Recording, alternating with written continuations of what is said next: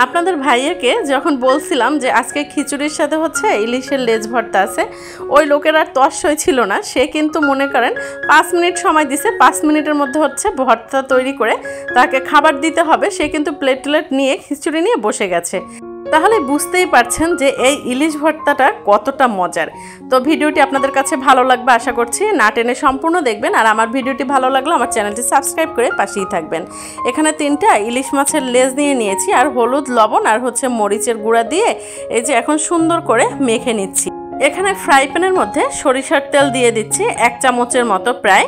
তো সরিষার তেল দিয়ে এর মধ্যে হচ্ছে একটু গরম হওয়ার পরেই হচ্ছে এখানে দেখতে পাচ্ছেন 3টা দেশি পেঁয়াজ সেটা কুচি করে দিয়ে দিয়েছি, আর হচ্ছে 3টা শুকনা মরিচ দিয়ে দিলাম, আর এখানে হচ্ছে ইলিশের লেজগুলো দিয়ে দিলাম। তো ইলিশের লেজগুলো কিন্তু আমি বেশি বড় কাটিনি, একটু ছোটই রেখেছি, যেহেতু আমাদের মানে বাসায় সদস্য সংখ্যা কম, যার কারণে আমি একটু কমই রেখেছি। আর আমার বাসা হচ্ছে কি বাসি কোনো খাবার খাওয়া হয় না, যার কারণে যখন তখন তৈরি করে গরম গরম খাওয়া হয়। তো এই জন্যই হচ্ছে পরিমাণটা একটু কম। তো দেখতে পাচ্ছেন মাছ কিন্তু আমি উল্টে পাল্টে নিচ্ছি আর পেঁয়াজটাও ভেজে নিচ্ছি। আর ওদিকে কিন্তু আপনাদের ভাইয়ার আর তর্স হয়েছে না, সে কিন্তু ঘ্রাণে অস্থির হয়ে গেছে। আমি কিন্তু ইলিশ মাছ ফ্রাই করেও তাকে খিচুড়ির সাথে দিয়ে আসছি, মুরগির মাংসের ভর্তাও দিয়ে আসছি, কিন্তু কাজ হবে না। সে হচ্ছে ইলিশের লেজ ভর্তা দিয়েই খাবে। তো নাসরবান্দা সেই লোক, সে কিন্তু মানে বসে গেছে, যেহেতু খাবারটা তো একটু তাড়াতাড়ি দিতে হবে, তাহলে বুঝতে পারছেন আপনারা যে আমি কতটা তাড়াহুড়ো করে ভর্তাটা তৈরি করেছি। তো পেঁয়াজ আর হচ্ছে শুকনো মরিচটা তুলে নিয়েছি, নিয়ে এখন এক্সট্রা করে একটু লেজগুলো কড়াভাবে ভেজে নিচ্ছি। এখানে কিন্তু মাছ প্রায় ভাজা হয়ে গেছে, দেখতে পাচ্ছেন আমি কিন্তু একটু কড়া করেই ভেজে নিয়েছি।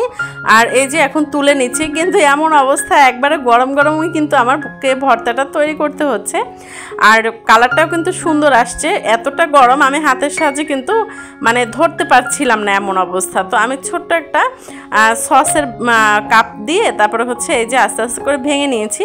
আর ইলিশের লেজে যেহেতু প্রচুর কাঁটা থাকে, একটু সাবধানে কাজটা করাটাই ভালো, তা নাহলে হাতের মধ্যে কাঁটা ঢুকে যেতে পারে। তো এই যে দেখতে পাচ্ছেন এখন আস্তে আস্তে করে ছাড়িয়ে নিচ্ছে, আর বুঝতেই পারছেন যে কতটা গরম। তো এই যে একটু একটু করে এভাবে কাঁটাগুলো বেছে নিচ্ছি, আপনারাও এভাবে কাঁটাগুলো বেছে নেবেন। এটা কিন্তু মাওয়া ঘাটের ইলিশের লেজে যে ভর্তা করে তার থেকেও টেস্টি ভর্তাটা আপনারা সম্পূর্ণ দেখলেই বুঝতে পারবেন।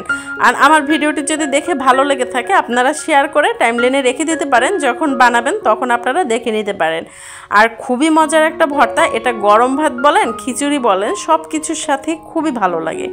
আর এই যে দেখতে পাচ্ছেন খুব তাড়াহুড়ো করেই কিন্তু হচ্ছে আমি এই যে মাছের কাঁটাগুলো বেছে নিয়েছি। আর এখানে আর একটা প্লেটের মধ্যে ওই যে ব্রেস্তা করে রেখেছিলাম যে পেঁয়াজ আর হচ্ছে শুকনা মরিচ, আর ওখানে একটা হচ্ছে কাঁচা পেঁয়াজ দিয়ে দিয়েছি, কারণ আমার ছেলে হচ্ছে কাঁচা পেঁয়াজের ফ্লেভারটা খুব পছন্দ করে, যার কারণে হচ্ছে আমি একটা কাঁচা পেঁয়াজও দিয়ে দিয়েছি।